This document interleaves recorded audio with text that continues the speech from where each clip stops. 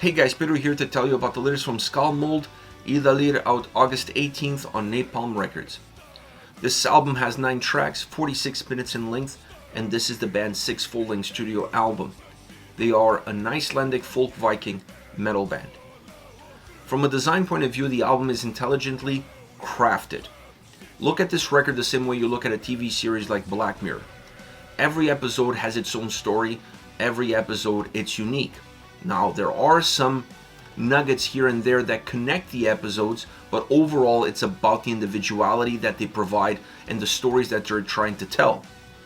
When you look at them, you also see what the overall characteristics of the season is. There's normally a little bit of a theme that drives through them. This record is just like that. There is a little bit of a theme, but there are different stories across different tracks. Now, having a clear defined opening track and a clear defined closing track allows the album to feel a little bit better together as a whole. It brings some control to the overall diversity that the album offers. As far as the sound is concerned, the beauty of this record is that it doesn't have just one driving force in terms of the influences and in terms of the sound experience. At times, it's a folk metal record. At times, it's a black metal record. And other times, it's a death metal album. It has all of the above. They used the sound, the characteristics, the genre that better fit the track in order to tell a story, but not just tell a story, create a vivid picture behind it, behind the sound, behind the words, behind the vocals. The beauty of creating an album like this is that you create a lot of movement. You create a lot of movement on the vocal side and you create a lot of movement on the musical side. This album has that movement, but the more you listen to it, the more you start to see that movement falls into two different camps. You're going to have some songs that feel very dark and very bleak, perhaps with a little bit more black metal influences in them, allowing you to feel completely different from those songs versus the other side of the coin, which is a warmer, more textured, more rich experience. Me personally, I connected with the warmer tracks better. They felt more complete, they felt fuller. The other songs felt a little bit more depleted, they felt a little bit more narrow, a little bit more driven. So it's an album that definitely has a duality within it, a duality that is a little bit eased off by alternating styles, by alternating tracks, and not necessarily giving you certain pockets throughout the length of this record. Now, there are two main elements within the sound that connect each and every single song here, and they are the keys and guitars. The keys on this album are really interesting because at times they add a folky melody to the way the tracks come across, enhancing that folky side of Skálmöld.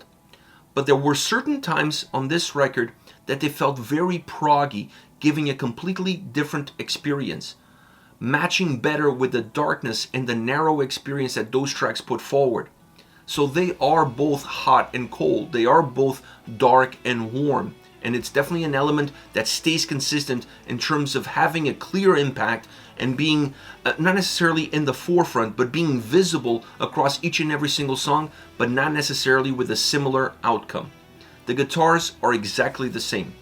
Sometimes a little bit more driven, a little bit darker, other times more melodic, more folky, a lot more textured, a lot warmer. The difference between these two elements is that the guitars have the solos behind, and the solos on this record are outstanding. Phenomenal solos on these tracks. It's impossible to find one that doesn't work, or one that doesn't have a clear impact, or even one that doesn't make the song better. All of them add value.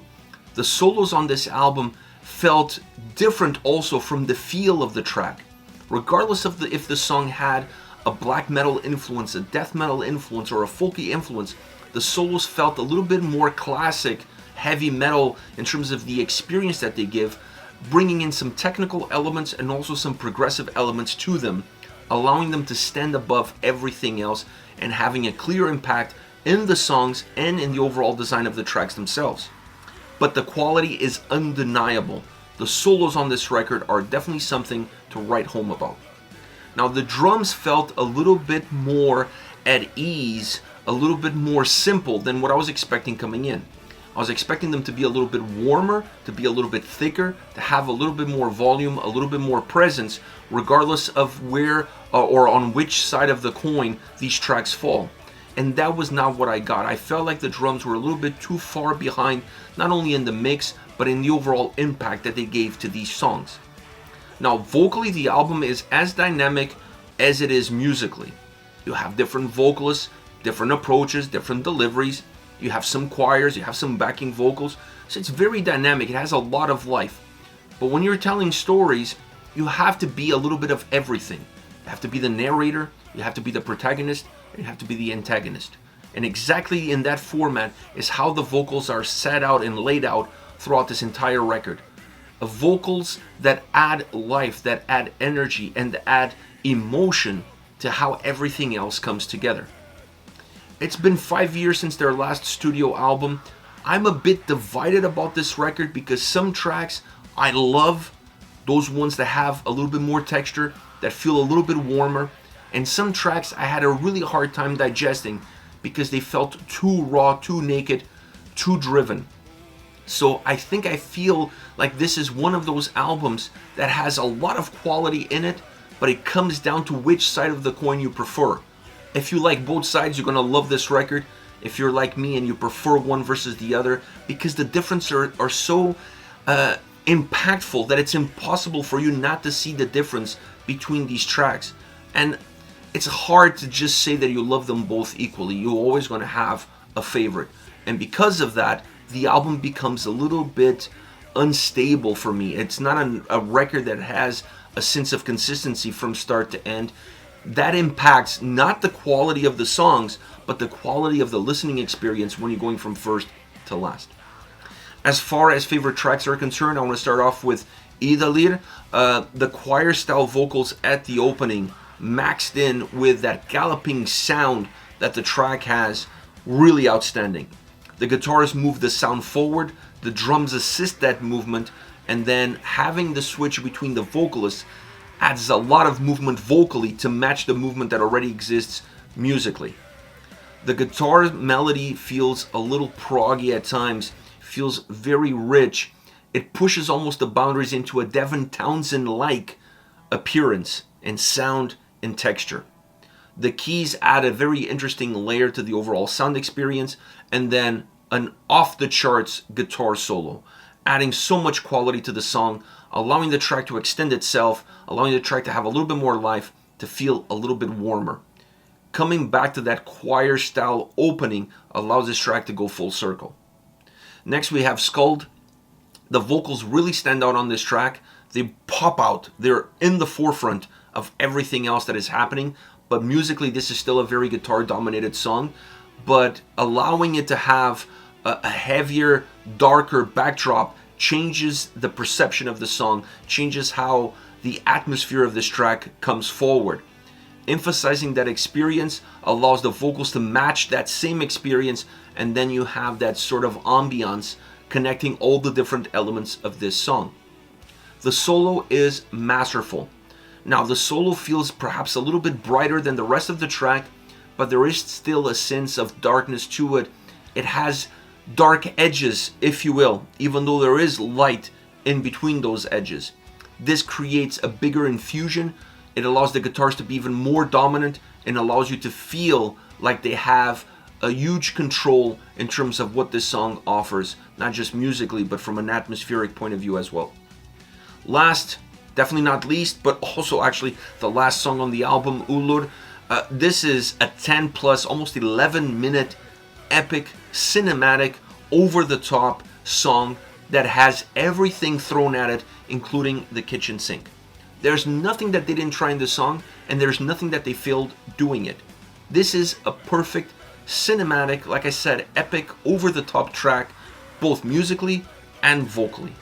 The keys on this song are a fundamental layer to how this track works, but they're not a static layer. They're a layer that moves up and down, a little bit more into the forefront of the mix, a little bit deeper into the mix of the song. The guitars still dominate the overall soundscape. They are one of the driving forces, if not the driving force, of this entire track.